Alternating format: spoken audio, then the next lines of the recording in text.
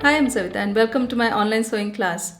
This class is for all those who have been asking which serger or overlocking machine to buy. There are plenty in the market. So in this class, I'll be showing the two overlocking machines that I have in my sewing studio. One is the Juki Mo50e and the other is the 5-thread jack computerized industrial overlocking machine. First, let me demonstrate the Juki Mo50e, and in the next video you'll see the demonstration on jack overlocking machine. I'm not comparing these two machines. Though both are meant for overlocking, the usage could be different.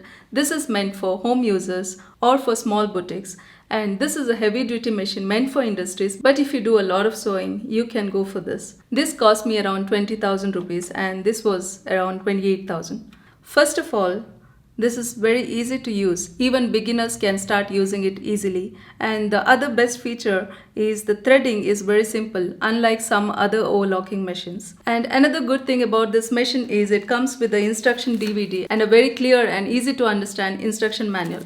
Now let me explain the features of this machine.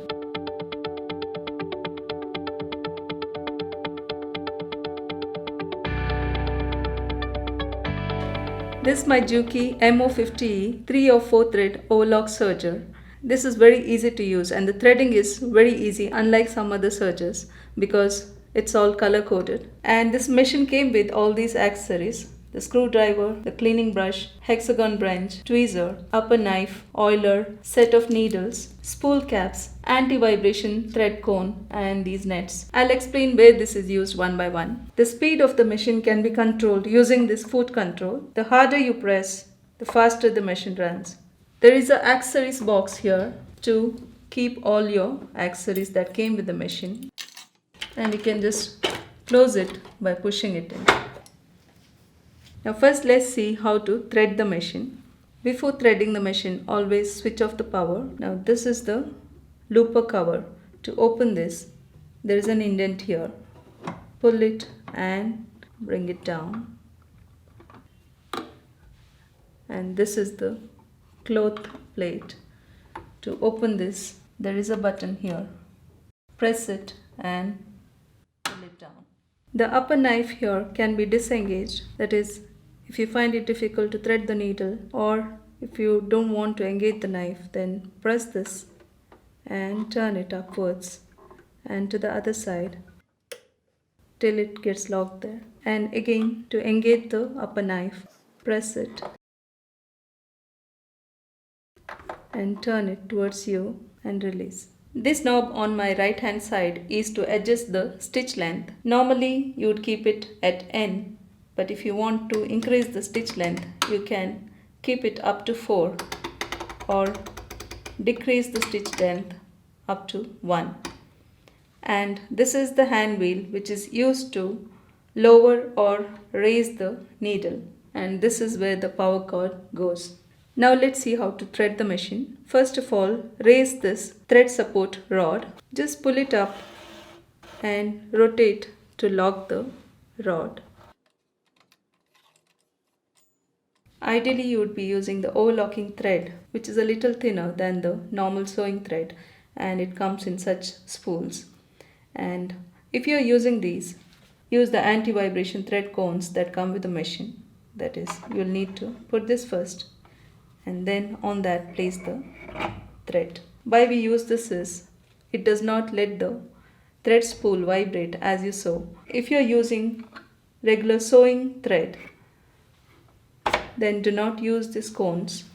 Just put the sewing thread spool in the spool pin and then close it with the spool cap. Why this is needed is, if you don't use this, as you sew, this thread can come up from the spool pin. So this stops it from coming up. If you are using these large spools and if you feel the threads are getting tangled, you can use the net that comes with the machine.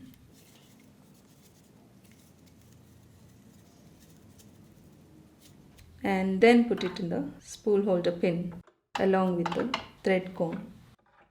For now I'll be using small spools. And I'm using different colors just so that the stitches are clearly visible to you. Always follow the sequence while threading the machine. That is, first we'll be threading the upper looper, that is the second one. Take the thread through the thread guide here, and this part is same for all the other threads. Bring the thread up and bring it through the thread guide here, and then under the pretension, there is a small thing that you see here. Now this blue dial is for upper looper, and this is the one we are threading first. Now hold the thread and take it in here at the upper looper tension dial. It should be completely in. Open the looper cover. Now just follow the blue markings. The first is here. The next guide is here. You can clearly see the blue marking. Take the thread in there. And the next guide is here. Now turn the hand wheel towards you so that the upper looper comes lower and you are able to thread the upper looper. Use your tweezer to hold the thread and put the thread from front and pull it from behind. So this is how you thread the upper looper. Now pull the thread a little longer and take it behind. Now we'll be threading the lower looper. This is the lower looper tension dial, which is red in color, in the same way as we threaded before. Bring the thread through the thread guide here and then under the pre-tension dial. Now hold the thread and put it in here. Now take it down, and now you will be following the red markings. Take the thread through the guide here and next through the guide here.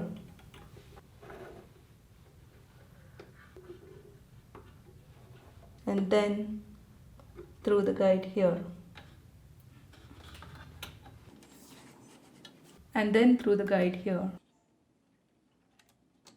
Now this is the automatic threader, and one of the features I like in this machine. Just put the thread in the groove in the automatic threader. Hold the thread and lift this lever to the max. The thread is threaded automatically to the lower looper. If you compare this feature with the jack overlocking machine, it is a little difficult and tricky to thread that part of the looper. Now let me just show you another scenario, that is when you lift this lever, if this automatic threader gets stuck here, then you just need to turn the hand wheel towards you so that it can go smoothly. Now thread the eye of the lower looper. Use your tweezer to hold the thread.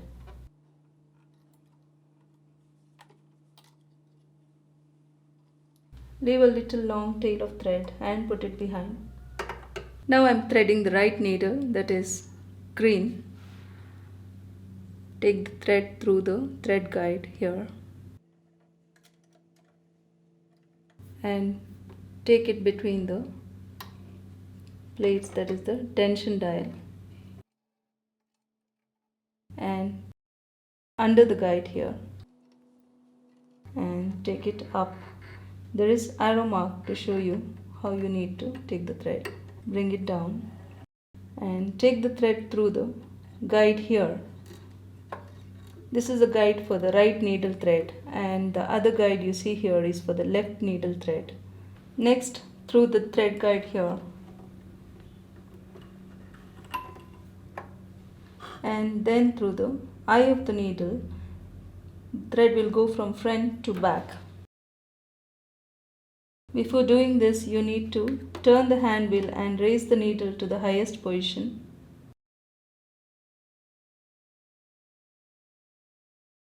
Put the thread behind.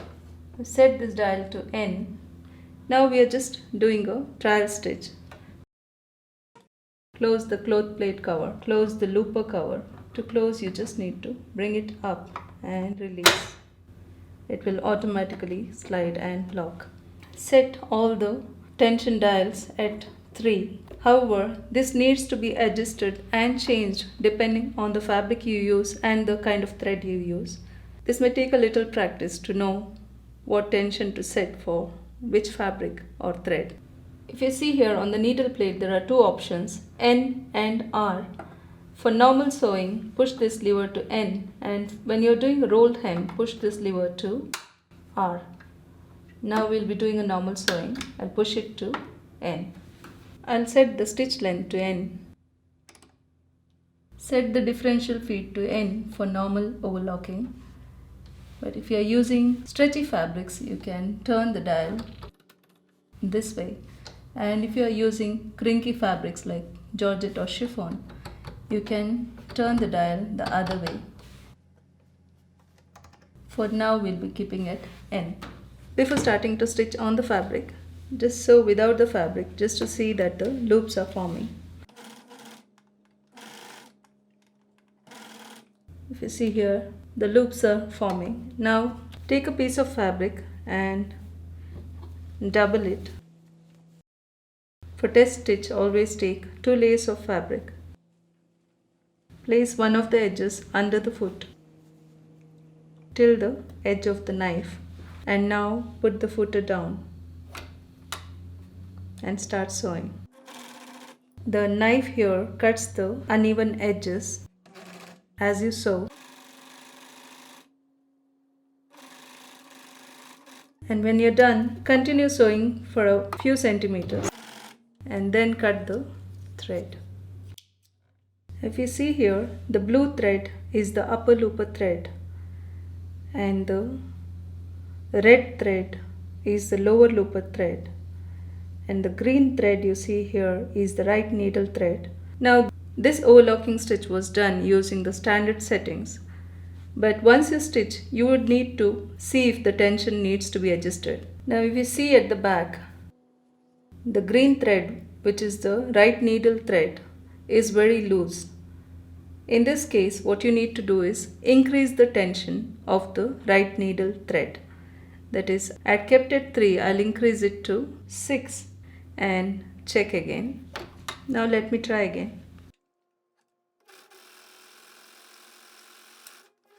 This was the first overlocking stitch where the right needle tension was kept at 3. As you see here, the green thread is loose, and then I chain the tension to 6 for the right needle, and this is how the stitches come. A little more adjustment to be made. So this is how you adjust the tension of the right needle thread, the upper looper and the lower looper. So first always do the trial on the scrap fabric, and the tension needs to be adjusted as per the fabric and the thread that you use. Now I'll again increase the tension of the right needle thread a little more because small loops are formed, and try again. Now I'll stitch on this yellow fabric, as on this fabric the red thread is not clearly visible.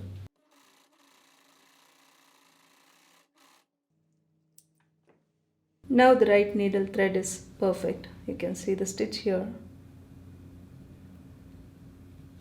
It's not the loops, the needle stitch. So this way we'll need to adjust. Again, I'll explain another 2 scenarios.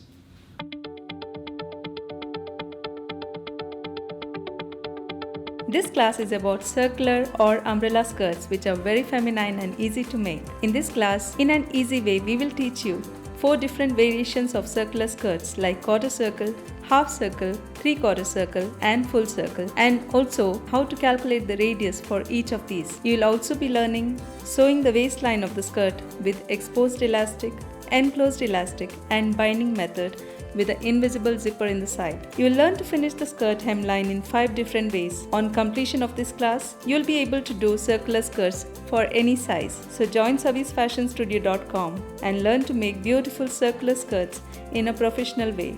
We will guide you from drafting to completion. So start sewing and happy sewing. In a perfect overlocking stitch, the upper and the lower looper should meet at the edge of the fabric. But in this, if you see, there is some looseness here at the edge. The loops are formed a little ahead. So let me show you how to correct this. While sewing, if you face an issue wherein the loops are formed outside the edge of the fabric, that means the knife is cutting the fabric inside the stitch. In this case, you need to adjust the cutting width. Let me show you how to do that. open the cloth plate cover. Just press this and open. This is the cutting width dial. Normally it's set to N for normal sewing, but if you see the loops are formed outside the fabric edge, then turn it in this way. When you turn the cutting width dial clockwise, the knife moves towards the left, and when you turn the dial counterclockwise, the knife moves towards the right.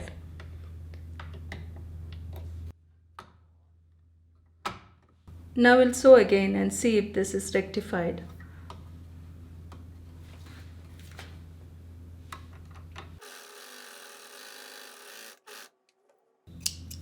Now if you see, the loops are forming exactly at the edge of the fabric, unlike the previous time where the loops were loose and away from the edge of the fabric. I have intentionally made some mistake to show you what issues you may face and how to rectify it. Now if you see in the stitch, the loops, instead of forming at the edge of the fabric, is forming in the underside. In this case, what you need to do is, you need to tighten the upper looper. That is, I had intentionally loosened it to show you what can happen.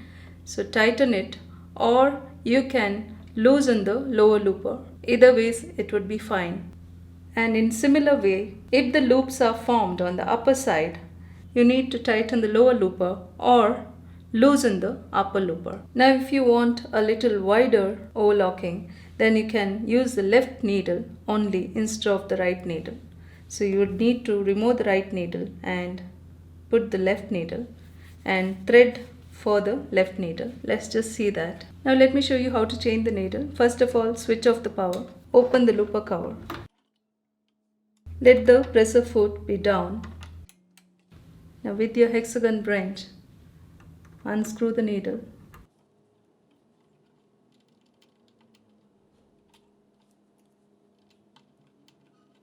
And we'll use the needle to the left side. When you put the needle, let the flat side be away from you. That is, the flat side is towards the back. Insert it. Before doing all this, you need to make sure the needle is raised to the highest position. Once you have inserted the needle, tighten the screw. Now thread the left needle thread. This part is similar to what you have done to all the other threads.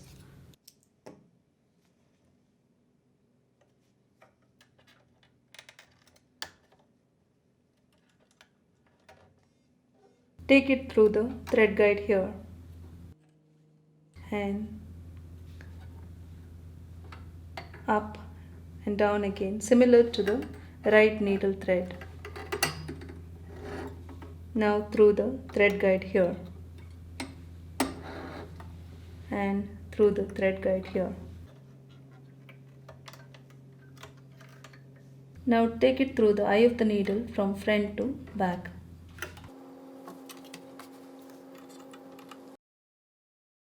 Now close the cover and switch on the machine.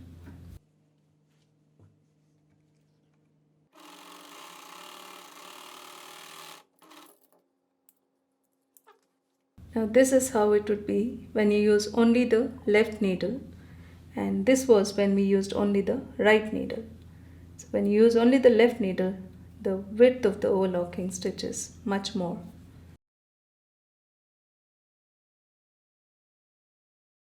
For a 4 thread overlock, you need to use both the needles, that is left and right, and thread both the needles.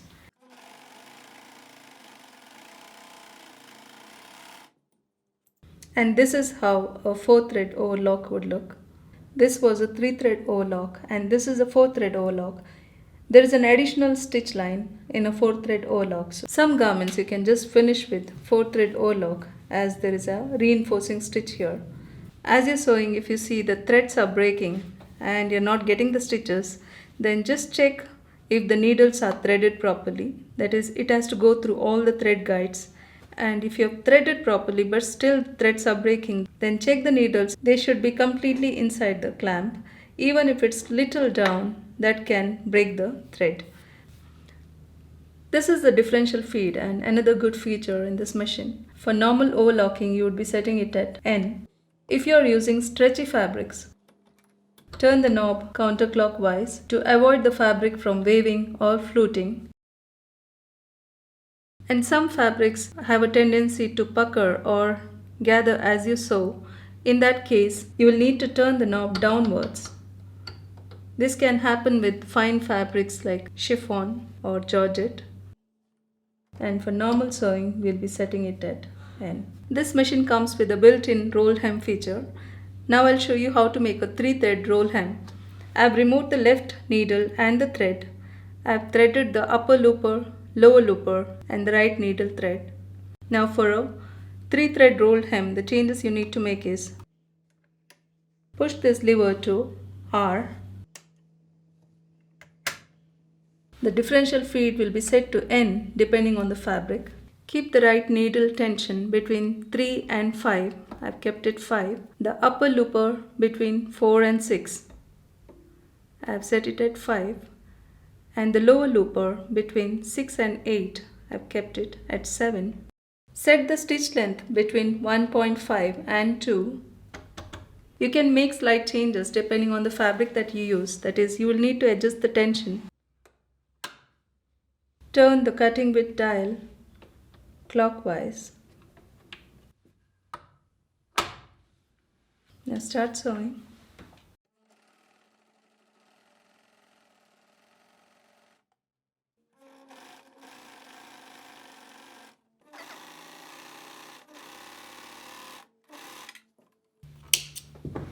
You can see the beautiful rolled hem, which can be used to finish the hemlines.